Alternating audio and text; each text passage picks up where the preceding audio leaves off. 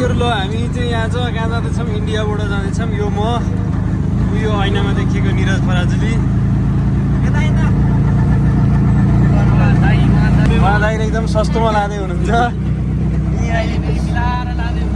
एकदम बन्नेवाला जोडी हाम्रो दाइले कडक चलाउँछ 40 रुपैयाँमा लान्छु भन्नुभएको लाने हो भन्नुभयो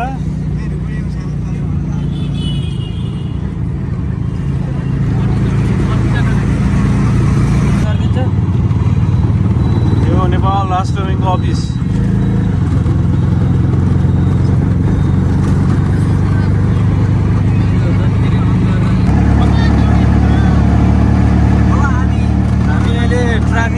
ट्राफिक चोक आइपुग्यौँ महेन्द्र गोकुल क्याम्पस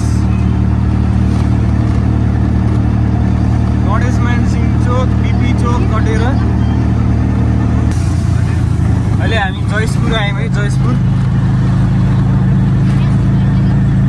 नेपालगञ्ज भन्सार बाँके बस आइक्यो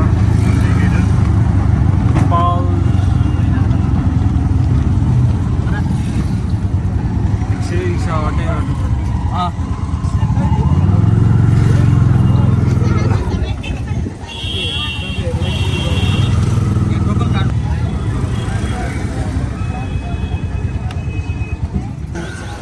फाइनली हामी चाहिँ यो बोर्डर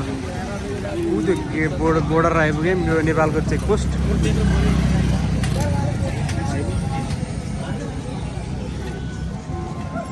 त्यो जमुनाहा नाका है जमुनाहा नाका चाहिँ नेपालगञ्जको जमुनाहा नाका यी हाम्रो यो 2-3 जना लन्ठुहरू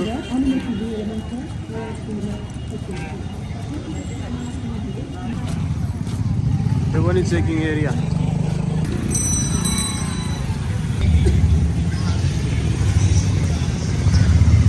यो जमुना नाका हेर्दैछ यो माइती नेपालको अफिस यहाँ रहेछ होइन त्यहाँबाट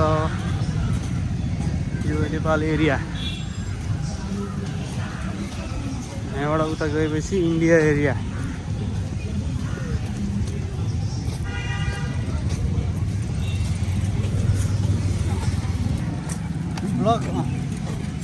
सीमान्त इन्टर कलेज 10 गजा यो इन्डिया पनि होइन नेपालको पनि होइन त्यो इन्डियन पुलिस बसिरहेको छ ड्याङ लाएर बन्दैछ इन्डियाको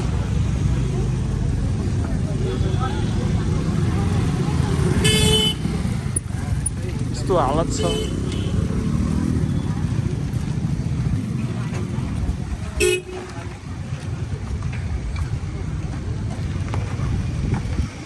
यो चाहिँ एकदम चेकिङ हुने इन्डिया छिर्नको लागि चेकिङ हुन्छ यहाँ आफूलाई एउटा कुनै परिचय खोल्ने पत्रहरू लिएर चाहिँ तपाईँ आउनुपर्छ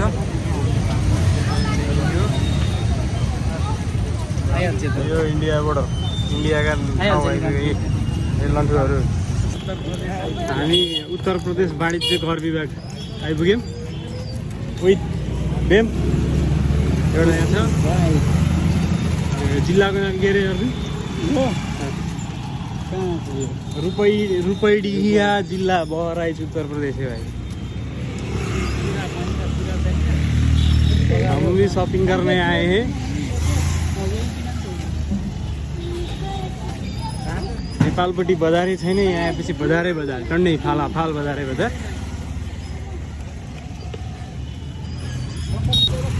हामी चाहिँ देउलोको शपिङ गर्दै यो हाम्रो शपिङ अरू बाँकी चेकिङ गर्नुपर्छ सामान लिएर यो इन्डिया बोर्डरमा चेकिङ हुन्छ अब त्यहाँ त खिच्दिनँ म कति चेकिङको लाइन चेकिङ बसेको फेरि अस्पताल हुँदै हामी चाहिँ फेरि पुनः होटेलतर्फ प्रस्थान गर्दैछौँ दादा यहाँ टुकटुकमा चल्दै हुनुहुन्छ 150 को चप्पल देखाउनु पर्यो 150 मा चप्पल किन्नुभयो दादाले टुकसा हुनुहुन्छ है कि शब्द राखिदिनुहोस् अहिले गाडी छोडेर उता खाल्लो गरिदिन्छ न जिल्ला प्रशासन कार्यालय बाँके जिल्ला प्रशासन नि पुग्यो आज ल मस्त बजार छ, यात्रा जारी छ।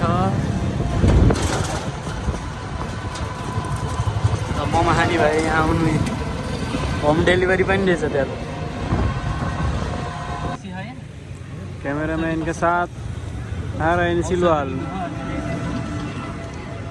यो चाहिँ न्यू रोड अफ नेपालगञ्ज। हामी चाहिँ अहिले एउटा औषधि पसलमा रोक्नु ल।